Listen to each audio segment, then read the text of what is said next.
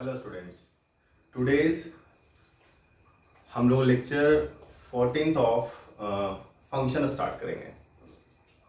Lecture 13th में हमने last class में बताया था कि कुछ क्वेश्चन कुछ इनइक्वालिटीज था फ्रैक्शनल पार्ट से रिलेटेड, और उस इनइक्वालिटी का मेन इंटेंशन ये था देने का कि एक ही इनइक्वालिटी में दो डिफरेंट टाइप का फंक्शन पार्टिसिपेट कर जाए तो हम लोग सॉल्व कैसे करते थे।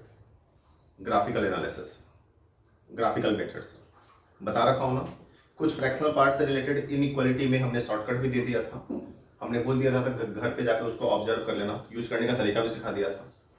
एक दो क्वेश्चन भी दे दे रहा हूं मैं, और fractional part of greatest integer से रिलेटेड आप इसको घर पे कर लीजिएगा, देख लीजिए, सारे लोग कॉपी कर लीजिए, ठीक है। आंसर भी दे दिया हूं मैं। एक्चुअली ये तो प्रूविंग बेस्ड क्वेश्चन है और ये सॉल्व करना है, तो यहाँ से एक्स वाई जेड का वैल्यू हमने दे दिया और यहाँ से नंबर ऑफ सॉल्यूशन निकालना है, ठीक है। जो भी हमारे पास बिग ब्रैकेट है मान के चलेंगे वो ग्रेटेस्ट इंटीजर फंक्शन है, और हमारे पास कर्ली ब्रैकेट है तो मान के चलेंगे वो फ्रैक्शनल पार्ट है, ठीक है ना। चलिए हम लोग अब आगे डिस्कस करते हैं टॉपिक में how to find the domain of the function. और बच्चे ध्यान देना, कैलकुलस अब यहां से मेन स्टार्ट हो रहा है। तो बोलो सर इसके पहले क्या कैलकुलस नहीं था क्या? इसके पहले भी कैलकुलस था, वो कैलकुलस का बेसिक था। जैसे आपको पता है ना कि प्लांट को अगर आप प्लांट करते हो तो उसके रूट्स को पहले स्ट्रॉन्ग करना पड़ता है। जब रूट स्ट्रॉन्ग उसका हो जाता है ना तो फिर आगे टेंशन नहीं होता है। तो यहां तक हम लोग कर क्या रहे थे फंक्शन में कि रूट को स्ट्रॉन्ग कर रहे थे, फंक्शन के बेसिक को स्ट्रॉन्ग कर रहे थे।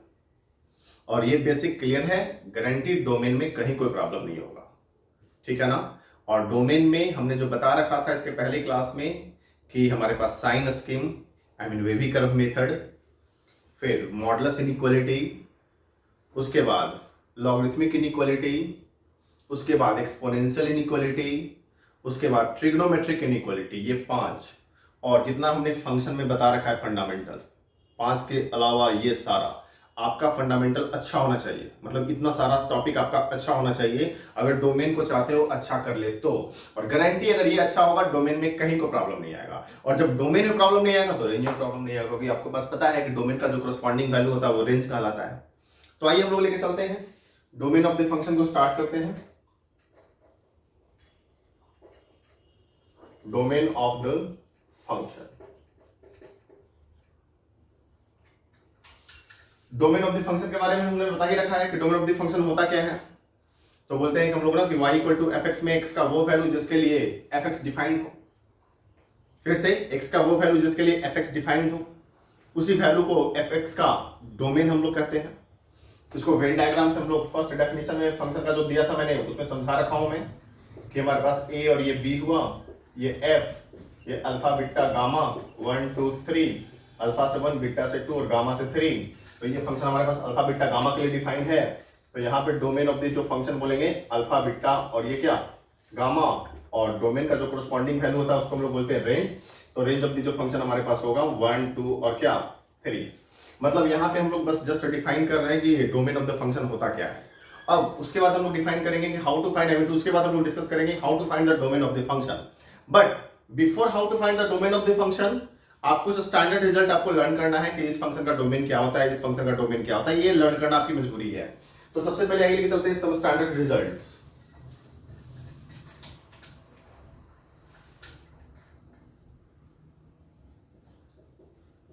सम स्टैंडर्ड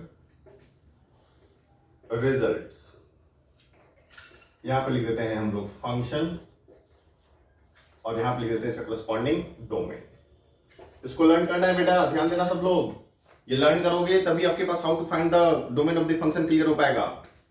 फर्स्ट में f x equal to polynomial function a naught plus a one x plus a two x square plus up to a n x to the power n. इसका जो domain बोलते हैं हम लोग एक्स बिलोंग्स टू आर, पढ़ा चुका हूं मैं। सेकेंड में f x equal to rational function, rational function के लिए हम लोग डोमेन बोलते हैं x belongs to r except denominator equal to 0। ये भी मैं बता चुका हूं, ठीक है। थर्ड में f x equal to modulus x ले लो, चाहे सिग्नम एक्स ले लो, चाहे ग्रेटेस्ट इंटीजर ऑफ एक्स ले लो, चाहे आप फ्रैक्शनल पार्ट ऑफ एक्स ले लो, ये सारे फंक्शन का जो डोमेन है वो x बिलोंग्स टू R है। फोर्थ में एफ एक्स इक्वल टू, ध्यान देना, साइन एक्स ले लो, कॉस एक्स ले लो, इस दोनों का डोमेन हमारे पास होगा x बिलोंग्स टू क्या, R। फिफ्थ में f x equal to tan x ले लो या फिर sec एक्स ले लो, इसका जो डोमेन होता है x belongs to R except 2n plus 1 into pi by 2, जहां पर n बिलोंग्स टू इंटीजर, ये ट्रिग्नोमेट्री में आप पढ़ चुके हो। 6 में f x equal to cot x ले लो या फिर कॉसेक एक्स ले लो, इसका domain x belongs to R except हमारे पास होता है n पाई, आप लोग पढ़ चुके होंगे। 7 में f x equal to exponential a to the power x ले लो, इसका जो डोमेन बोलेंगे x belongs to R, exponential defined होता है a ग्रेटर देन 0 और a नॉट इक्वल टू क्या, 1 के लिए। नेक्स्ट में बात कर लेते हैं हम लोग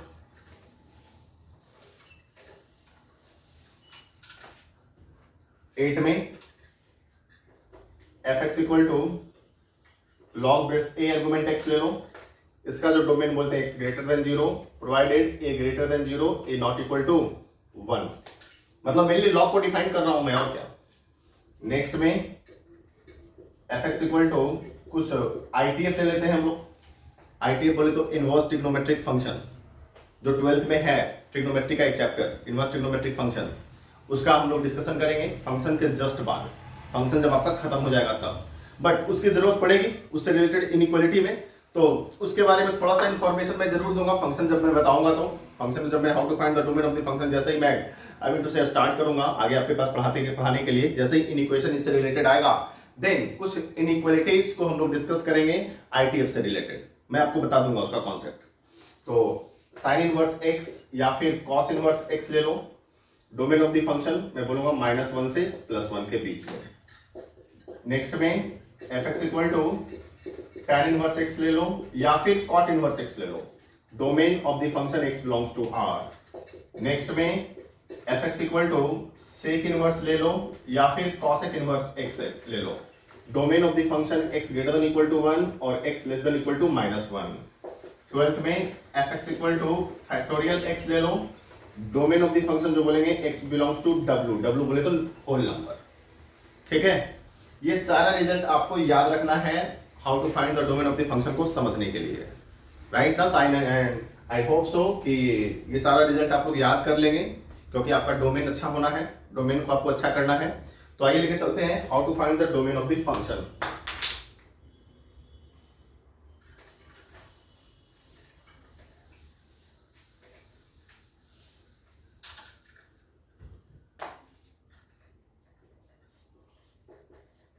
how to find domain of the function।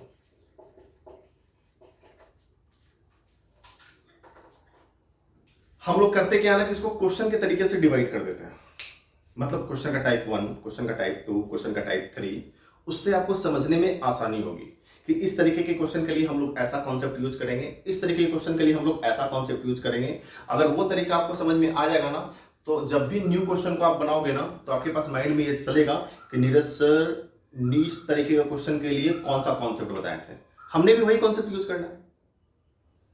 Concept use किया, आंसर आ गया, समझ में आ रहा है ना। ओके, आइए लिख चलते हैं टाइप 1। अगर हमारे पास y equal to square root of f x रहा, या फिर f x to the power 1/4 रहा, या फिर f x to the power 1/6 रहा, या मैं बोल दूं कि f x to the power 1/2n रहा, मतलब f x to the power 1/इवन नंबर रहा, इवन नेचुरल नंबर रहा, तो हम लोग डोमेन ऑफ द फंक्शन कैसे निकालेंगे। तो मैं बोल रहा हूं ये ले लो, ये ले लो, ये ले लो, ये ले लो, सबका डोमेन निकालने का तरीका सेम है। तो हम लोग बोलेंगे इसको डिफाइन करने के लिए क्या करते हैं, तो for y to be defined क्या बोलते हैं, कुछ याद है ना, क्या स्क्वायर रूट को डिफाइन होने के लिए कि स्क्वायर रूट का अंदर का टर्म होना चाहिए ग्रेटर देन और इक्वल टू 0, और इसको सॉल्व कर दीजिए। सॉल्व करके जो x का वैल्यू आएगा वही आपके पास डोमेन ऑफ द फंक्शन हो जाएगा।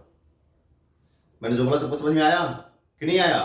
एग्जाम्पल से बड़े आसानी से समझ लें कि अगर y इक्वल टू, बिल्कुल छोटा सा एग्जाम्पल लूंगा, x square minus 5x plus 6, तो डोमेन ऑफ द फंक्शन मेरे को चाहिए।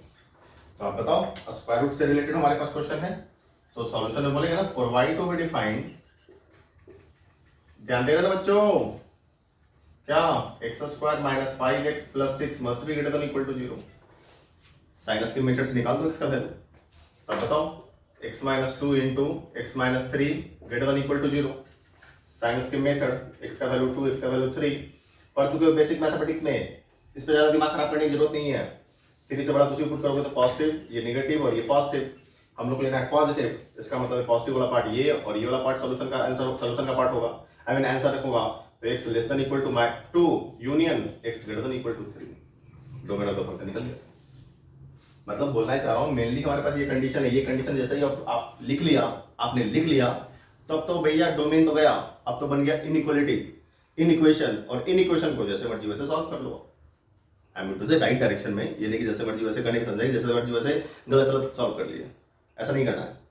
एनीवे, आइए हम लोग नेक्स्ट लेकर चलते हैं इसी में।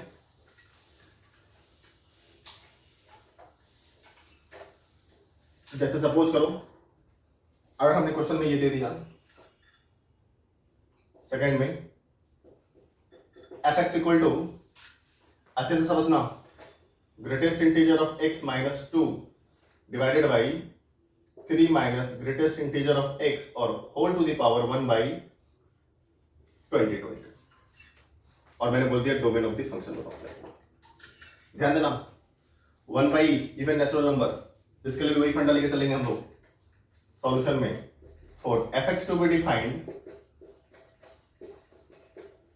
क्या बात करेंगे बताओ, greatest integer of x minus 2 by 3 minus greatest integer of x greater than और इक्वल टू 0, है ना।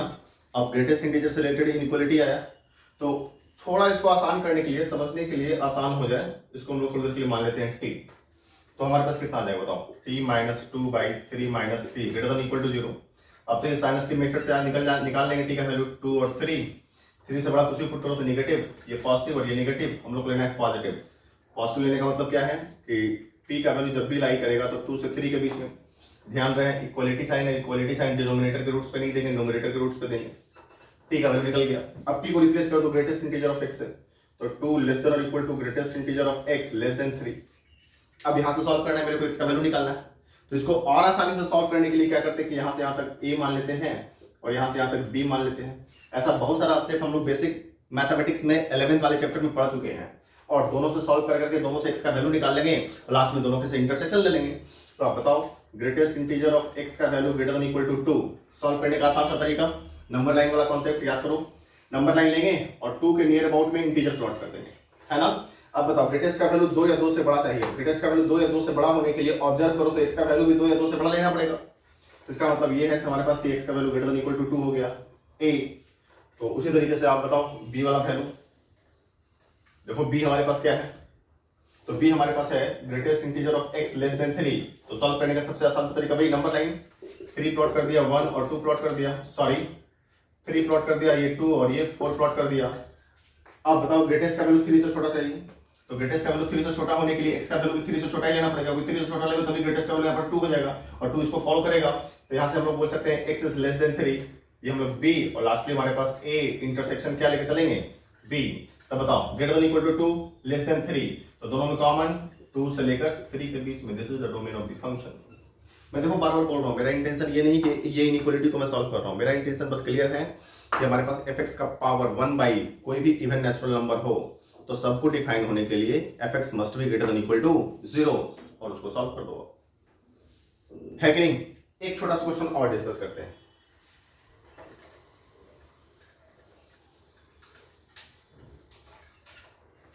अब ये सपोज करो हमने ले लिया fx equal to 1 minus x square by 2 minus cos x और ये पूरे का स्क्वायर रूट ले लिया। ध्यान देना, मेरे को डोमेन ऑफ द फंक्शन चाहिए,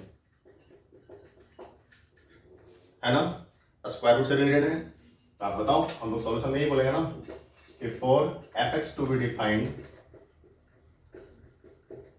क्या 1 minus x square by 2 minus cos x must be greater than और इक्वल टू 0। इनइक्वालिटी आ गया, इनइक्वालिटी आ गया बेटा। तो मैं बता चुका हूं इस इनइक्वालिटी में देखो दो डिफरेंट टाइप का फंक्शन है, एक अलजेब्राइक है एक ट्रिग्नोमेट्रिक है। तो जब भी दो डिफरेंट टाइप का फंक्शन पार्टिसिपेट करे तो कौन सा मेथड याद है ना इसके पहले वाली क्लास से, एनालिटिकल या ग्राफिकल? तो बेटा बोलोगे क्या ग्राफिकल मेथड सर। तो ग्राफिकल मेथड को अप्लाई करने के लिए हम लोग दोनों को दोनों तरफ अरेंज करना पड़ेगा इस तरीके से कि दोनों तरफ का ग्राफ प्लॉट करना आसान हो जाए। तो हम लोग ऐसा करते हैं कि 1 माइनस एक्स स्क्वायर बाई 2 को इधर रख देते हैं और cos x को उधर लेके चले जाते हैं। इसको मान लेते हैं y1 और इसको मान लेते हैं थोड़ी देर के लिए y2, है कि नहीं? दोनों का ग्राफ हम जिस सेम एक्सिस प्लॉट करते हैं। देखो आप बेटा बढ़िया से देखना, y2 equal to cos x। cos x अगर आपको सबको पता है कुछ ऐसा ग्राफ जाता है आगे आगे आगे आपके पास कुछ इस तरीके। तो इसको फिर से मैं बता देता हूं, स्पेस यहां पे नहीं है, ध्यान दो। कर्व हमारे पास क्या है 1 minus x square by 2 greater than और इक्वल टू cos x है। देखो अच्छे से मैं फिर बोल रहा हूं इनइक्वालिटी जिसका अच्छा है डोमेन उसका अच्छा होते चला जाएगा। आप बताओ cos x अगर आप तो सबको पता है, cos x अगर आप कुछ इस तरीके का होता है, ऐसा होता है ना, सबको पता है ना कि ये माइनस पाई बाई 2, ये पाई बाई 2, ये हमारे पास 3 पाई बाई 2, ये y equal to cos x हो गया।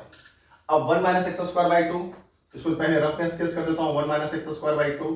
आपको लग रहा है ये पाराबोला है कि नहीं? तो y equal to x square by 2 का ग्राफ कुछ इस तरीके का जाएगा, माइनस एक्स स्क्वायर बाई 2 का ग्राफ नीचे चला जाएगा, प्लस 1 है तो ये ग्राफ को 1 यूनिट ऊपर कर दो। जैसे ही 1 यूनिट ऊपर करोगे तो ग्राफ हमारे पास कुछ ऐसा होगा। बेसिक मैथमेटिक्स में सब मैंने पढ़ा रखा है, सभी 11th में थोड़ा सा। तो ये हमारे पास हो जाएगा 0,1। तो बिल्कुल इसी ग्राफ को यहाँ पे आपके पास इंपोज करवा देना है। तो आप पहले बताओ x का वैल्यू 0 पुट करोगे तो y का वैल्यू 1, x का वैल्यू 0 पे y का वैल्यू 1, यानी यहाँ से ग्राफ तो जाएगा ही जाएगा। अब यहाँ से ग्राफ जाएगा और नीचे की ओर होगा तब एक सिचुएशन एक प्रॉब्लम क्रिएट होगा। एक बात को सोचने पे विवश हो जाओगे कि सर ये जो ग्राफ है इससे और ज्यादा बेंटेड होगा या और एक्सपैंडेड फॉर्म में होगा।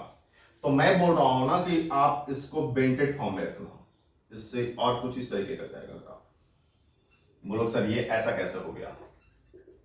हमने ऑब्जर्व कर लिया था बट आपका ऑब्जर्वेशन तो आपका सही नहीं है। तो हम लोग ऐसा करेंगे ना कि x का वैल्यू पुट करके देखते हैं y का वैल्यू किसका हाइट ज्यादा मिल रहा है। ऑब्जर्व तो कर ही सकते हैं आप। जैसे सपोज करो ना कि x का वैल्यू सपोज करो हम लोग लेते हैं पाई बाई 4। मेरी बात को समझना, x का value pi by 4, pi by 4 पे इसका वैल्यू कितना आ जाएगा बताओ? 1 बाई रूट 2 आएगा ना। पाई बाई 4 यहाँ पुट करो जरा, तो 1 minus pi square by 8 by 2, 1 minus pi square by 16, मतलब 16 माइनस पाई स्क्वायर बाई 16। तब बताओ 16 माइनस पाई स्क्वायर बाई 16 का जो वैल्यू होगा कंपेयर कर सकते हो ना, this one is greater than 1 by sorry this one is less than 1 by root 2। Compare कर लो आप, this one is less than 1 by root 2 कहने का मतलब क्या है कि सर कि जो हमारे पास इसका जो ग्राफ होगा इसके ग्राफ से नीचे होगा पाई बाई 4 पे। तो पाई बाई 4 को हमने नीचे कर दिया तो ओवरऑल ये नीचे चला गया। तो नीचे चला गया तो आप पहले बताओ हमारे पास लेना क्या है। देखो 1 minus x square by 2 greater than और इक्वल टू cos x। तो सबसे पहले मैं बताऊं 1 माइनस एक्स स्क्वायर बाई 2 का ग्राफ cos x के ग्राफ से बड़ा है, मतलब बड़ा मतलब ऊपर है। तो सर ऊपर तो कभी नहीं है, cos x का ग्राफ ही इसके ग्राफ से ऊपर जा रहा है। तो क्या इक्वल है? तो हाँ इक्वल है सर, x इक्वल टू 0 पे। इसका मतलब है इस इनइक्वालिटी को फॉलो करने वाला सिर्फ और सिर्फ हमारे पास 0 ही है। तो डोमेन ऑफ द फंक्शन के बारे में क्या बोलेंगे? x इक्वल टू क्या? सिर्फ 0, मतलब ये सिर्फ 0 के लिए ही डिफाइंड है। मैं जो बोलना चाह रहा हूं समझ में आ रहा है? ध्यान दे रहे हैं? और 0 पे अगर देखो तो पूरे का वैल्यू की बात करते हैं हमारे पास, तो 0 पे अगर वैल्यू की बात करें तो मेरे पास एक्सप्रेशन क्या दिया हुआ था? y equal to square root of 1 minus x square by 2 minus cos x। x का वैल्यू 0 पुट करो तो जरा, तो 0 पे ये 0 और 0 पे ये 1, 1 माइनस 1 0, यानी y का वैल्यू 0। इसका मतलब है कि रेंज ऑफ द फंक्शन भी यहां पर अगर मैं बात करता ना तो सिर्फ 0 हो जाता। मैं जो बोलना चाह रहा हूं समझ में आ रहा है ना? क्लियर है ना सबको? डाउट है नहीं ना? तो देखो इसमें ना बड़े मजेदार क्वेश्चन एक सेट हो सकता है अगर कंफ्यूज कराना स्टार्ट करूं मैं आपको। तो जैसे सपोज करो, बड़े आसानी से समझना, आई मीन बड़े आराम से समझना इसको, बहुत इंटरेस्टिंग है ये। अगर हमने आपके पास सॉल्व करने के लिए दे दिया कि solve square root of 1 minus x square by 2 minus cos x is greater than और equal to modulus of x minus fractional part of x. ध्यान दो, सॉल्व करने की बात कर रहा हूं, तो किसी को लग रहा हो बड़ा गंदा है सर ये, क्यों? मॉड भी लगा दिया, फ्रैक्शनल भी लगा दिया, और अलजेब्राइक भी लगा दिया, ट्रिग्नोमेट्रिक भी लगा दिया, स्क्वायर रूट भी लगा दिया। कितना गंदा लग रहा है ये? तो मैं बोलूंगा गंदा नहीं है बेटा, बढ़िया से सोचना जरा, डट के इसके सामने खड़े हो जाओ।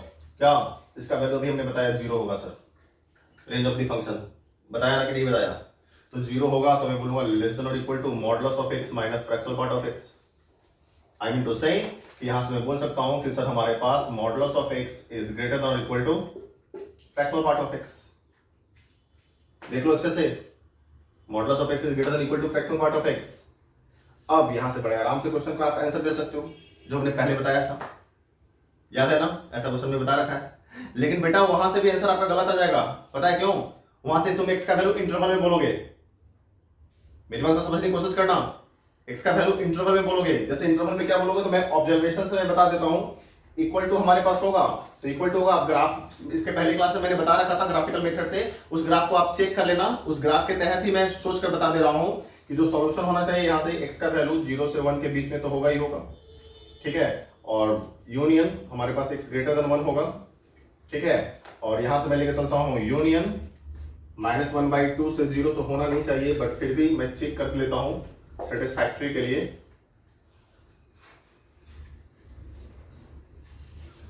इसका वैल्यू बड़ा चाहिए, तो -1/2 से 0 तो एकदम नहीं होगा, -1/2 से लेफ्ट हैंड साइड बिल्कुल होगा। तो मैं बोलूंगा कि x is less than -1/2, I mean equal to -1/2। ध्यान देना, आप लोग कर लेना, मैंने बता रखा है इसके पहले क्लास में, इसका फाइनल आंसर ये होगा। लेकिन पता है बेटा कि हमारे पास इसका आंसर क्या होगा? इसका आंसर बोलोगे सर यही होगा, तो मैं बोलूंगा ये गलत है बेटा। लो क्यों सर? लो सर, ये इनइक्वेशन जो हमारे पास होगा LHS के लिए सही होना चाहिए कि RHS के लिए होना चाहिए? एक्स का वो वैल्यू लेना चाहिए जिसके लिए ये पूरा सेटिस्फाई कर जाए। अब जब तुम सोचो कि ये तो सर सिर्फ 0 के लिए ही कर रहा है, इसका वैल्यू तो 0 पुट करेंगे, 0 पुट कर दिया, लेकिन 0 पुट करेंगे किस वैल्यू के लिए? एक्स का वैल्यू सिर्फ और सिर्फ 0 के लिए। इसका मतलब 0 के अलावा कुछ भी वैल्यू पुट करोगे ना तो ये डिफाइन होगा, लेकिन ये डिफाइन नहीं होगा। तो बोलना क्या चाहिए, हम लोगों को दोनों को डिफाइन करके चलना है। तो दोनों को डिफाइन करने का मतलब क्या हुआ कि सर हमारे पास देखें कि इसका डोमेन एक्स का वैल्यू 0 ही आया, तो क्यों ना हम लोग एक्स का वैल्यू सिर्फ 0 के लिए इसको चेक कर लेंगे, ज्यादा दिमाग खराब करने की जरूरत ही नहीं है। मतलब बोलना ये चाह रहा हूं, सिर्फ रेंज से मतलब नहीं है। क्या रेंज से मतलब नहीं है? हमने इसका वैल्यू लिख दिया 0, समझने की कोशिश करो, ध्यान देना सारे लोग। तो मैं बोलूंगा यही कि सर यहां से सिर्फ याद ध्यान रखना कि ये रेंज से मतलब नहीं है, हम लोग को सॉल्व करना है, एक्स का वैल्यू निकालना है। तो यहां पर ध्यान देना कि यहां पर इसका वैल्यू 0 किया तो किसके लिए? एक्स के किस वैल्यू के लिए? 0 के लिए। इसका डोमेन सिर्फ और सिर्फ 0 था, इसका डोमेन सिर्फ और सिर्फ 0 था, तो क्यों ना हम लोग सिर्फ 0 के लिए ही दिमाग लगाएंगे पूरे में। एक्स का वैल्यू इस पे दिमाग नहीं लगाना है मेरे को, इसका वैल्यू 0 कर दिया, उसके बाद फिर सॉल्व करना स्टार्ट कर देंगे। सॉल्व करना स्टार्ट करेंगे तो आंसर आएगा, फाइनल आंसर ये थोड़ी बोलेंगे हम लोग, क्योंकि ये सिर्फ और सिर्फ 0 के लिए डिफाइंड है पूरा। तो 0 के लिए इसको भी लेके चलना पड़ेगा, क्योंकि 0 के अलावा कुछ भी वैल्यू पुट करोगे ये डिफाइन होगा, लेकिन ये डिफाइन नहीं होगा। तो हम लोग क्या करें कि 0 के लिए पूरा वैल्यू 0, देखो तो भैया 0 और ये 0, 0 - 0, 0, 0 ग्रेटर देन इक्वल टू 0, सही है। इसका मतलब इसका जो फाइनल आंसर होगा हमारे पास x इक्वल टू सिर्फ और सिर्फ क्या? 0। ध्यान दो बेटा, समझ में आ रहा है ना ये फाइनल आंसर क्यों नहीं हुआ? क्लियर है ना? तो देख रहे हैं ना डोमेन का क्या खेल है, बड़ा इंटरेस्टिंग है डोमेन। डोमेन अगर अच्छा तो सब कुछ अच्छा, अगर डोमेन किसी का क्लियर नहीं हुआ ना तो आप इस क्वेश्चन को दे दो, उसकी हालत खराब हो जाएगी सॉल्व करते करते, दिमाग खराब हो जाएगा उसका, उसकी मजबूरी बनेगी डोमेन ऑफ द फंक्शन को चेक करना, अदरवाइज हमेशा गलत आंसर आएगा वो। समझने की कोशिश कर रहे हैं, है कि नहीं है? आइए लेके चलते हैं नेक्स्ट में। तो देख रहे हैं ना डोमेन को कैसे यूज कर रहे हैं हम लोग, डोमेन ऑफ द फंक्शन को। चलिए इसी में हम लोग लेके चलते हैं सेकेंड टाइप। सेकेंड टाइप ये है कि हमने क्या कर दिया कि if y equal to fx का स्क्वायर रूट नहीं लेके चलता हूं, अब लेके चलता हूं 1/fx का square root, 1/fx to the power 1/4, 1/fx to the power 1/6 up to, और 1/fx to the power 1/2 2n की बात कर लेता हूँ। मतलब अब हमारे पास जो fx टू द पावर जो 1 बाई इवन नेचुरल नंबर है ना, वो डिनोमिनेटर में बात कर लेता हूँ। तो चलो आप बताओ, न्यूमरेटर में था तो क्या हम लोग बोलते थे, fx must be greater than equal to 0, greater than और इक्वल टू 0। तो यहाँ पर अगर इक्वल टू 0 होगा तो अनडिफाइंड कर देगा। तो सिर्फ यहाँ पे यही बोलेंगे कि for y to be defined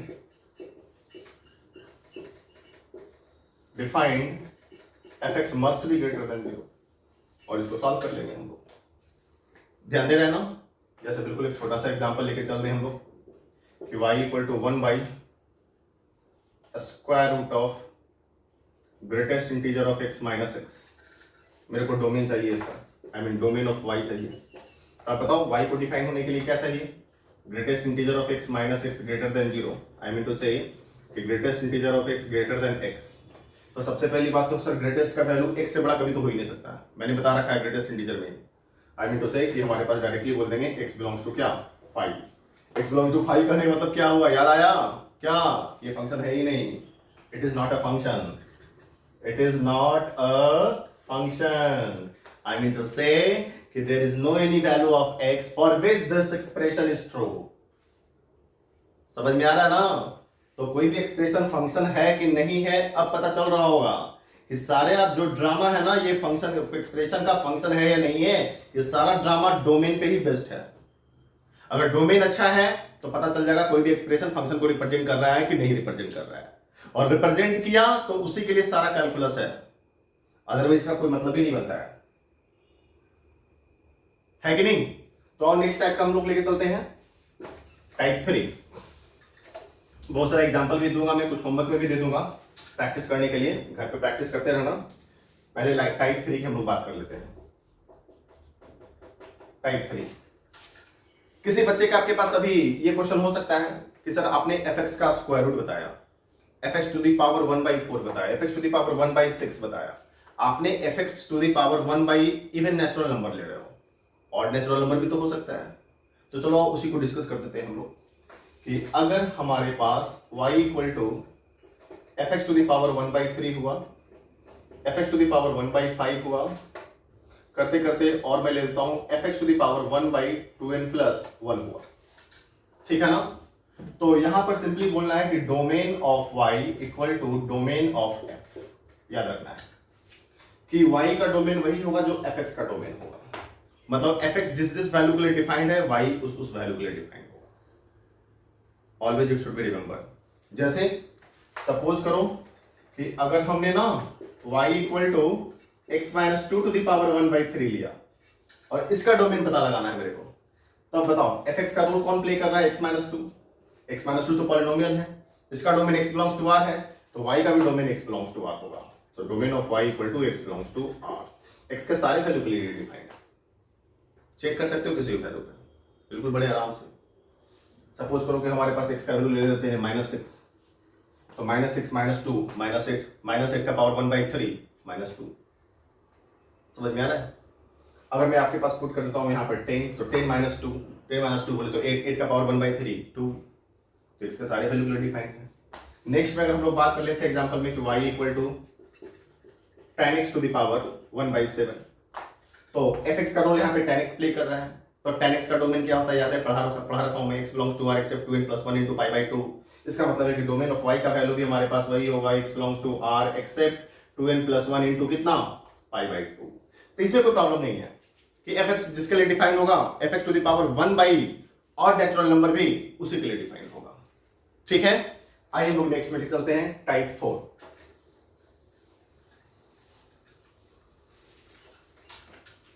ध्यान देना,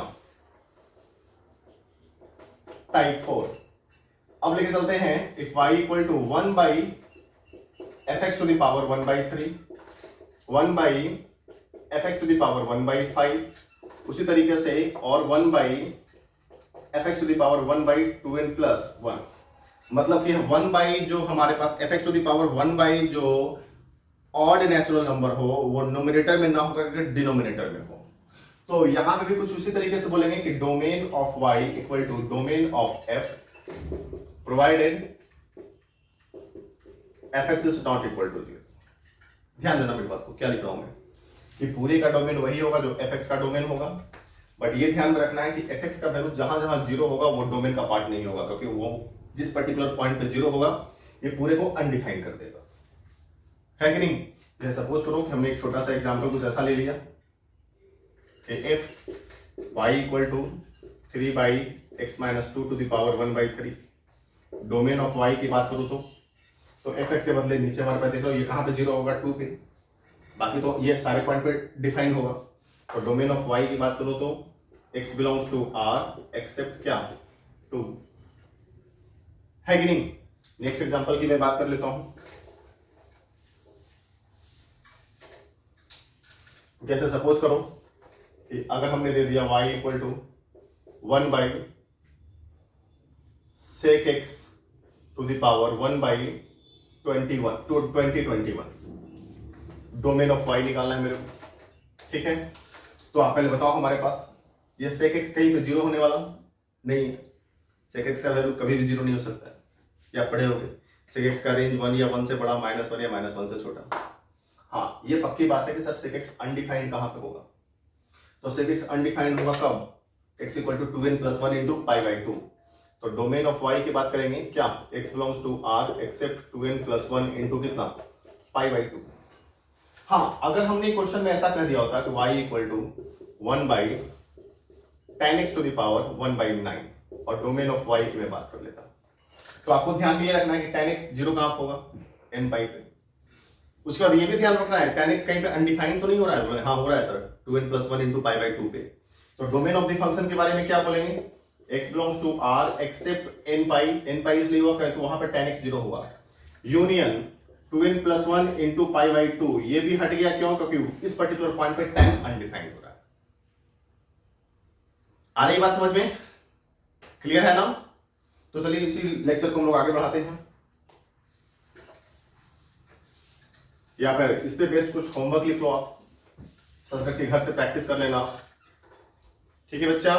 और होमवर्क लिखते हैं, चलो बेटा कुछ होमवर्क लिख लो, जो भी हमने चारों टाइप बताया है डोमेन ऑफ द फंक्शन को निकालने का तरीका, I mean how to find the domain of this function के 4 केसेस को डिस्कस किया है, 4 टाइप के प्रॉब्लम्स को डिस्कस किया है। उसी 4 टाइप के प्रॉब्लम पे बेस्ड हमने कुछ होमवर्क दे रखा है, सारे आई मीन 4 होमवर्क है, 4 क्वेश्चन है, चारों का आंसर हमने लिख दे रखा है, ठीक है। आपको घर पे अच्छे से प्रैक्टिस कर लेना, लिख लीजिए सारे लोग, ठीक है। आइए आगे बढ़ते हैं लोग।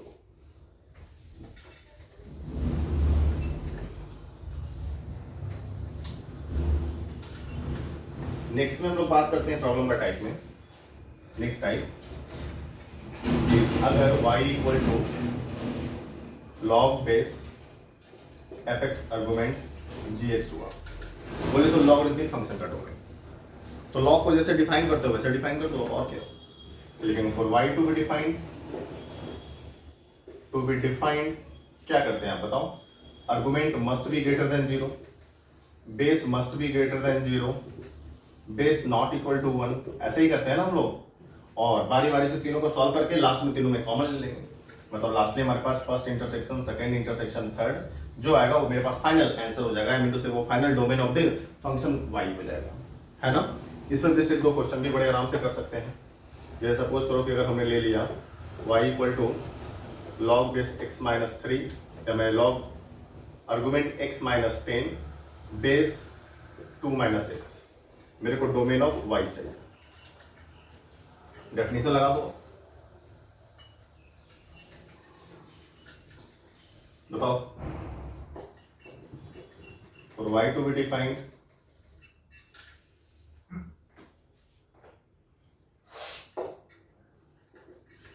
x - 10 must be greater than 0, 2 - x must be greater than 0, 2 - x not equal to 1, है ना। तीनों को सॉल्व कर दो। अब बताओ यहां से x ग्रेटर देन 10 आ गया, यहां से हमारे पास x लेस देन 2 आ गया, और यहां से हमारे पास x नॉट इक्वल टू 1 आ गया। अब बताओ first intersection, second intersection, third की बात करेंगे तो बताओ ग्रेटर देन 10 और लेस देन 2 दोनों में कुछ कॉमन हो पाएगा क्या, मतलब ही नहीं बनता है। तो इस दोनों में कॉमन नहीं हुआ तो तीनों में कुछ भी कॉमन नहीं हुआ, I mean x belongs to क्या 5, x belongs to 5, what does it mean by this, it mean only that it is not a function, I mean to say therefore this is not a function.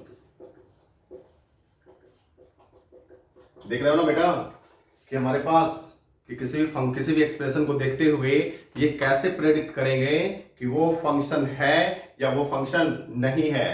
तो finally हमारे पास concept चलेगा कि domain of the function निकालने का तरीका अगर मेरे पास पता हो जाए तब मैं पक्का बता दूंगा कि ये एक्सप्रेशन फंक्शन को रिप्रेजेंट करेगा या फंक्शन को रिप्रेजेंट नहीं करेगा। Is it clear not? तो अब आपको मेरे ख्याल से समझ में आ रहा होगा कि जो हमने second lecture of I mean to say function का जो हमने सेकंड लेक्चर जो दिया था कि एक्सप्रेशन को देखते हुए आपको बहुत सारे लोगों को बड़ा अटपटा सा लग रहा होगा, वहां पे बड़ा अजीब सा फील हो रहा होगा वहां पे कि यार समझ में नहीं आ रहा है कि इस एक्सप्रेशन को सर फंक्शन बोल रहे हैं, इस एक्सप्रेशन को फंक्शन नहीं बोल रहे हैं, और वहां पे बोल रहे हैं कि डोमेन ऑफ द फंक्शन अगर पता होगा तभी निकल पाएगा। तो आपको पता चल ही रहा होगा कि डोमेन ऑफ द फंक्शन निकल गया सर, तो मैं पक्का बोल दूंगा कि ये एक्सप्रेशन फंक्शन है या ये एक्सप्रेशन फंक्शन नहीं है। ओके ना? तो इस लेक्चर को अभी हम लोग यहाँ पे ही खत्म करते हैं और इसके बाद ही हम लोग आगे डोमेन को कंटिन्यू रखेंगे नेक्स्ट लेक्चर में। Okay, thank you.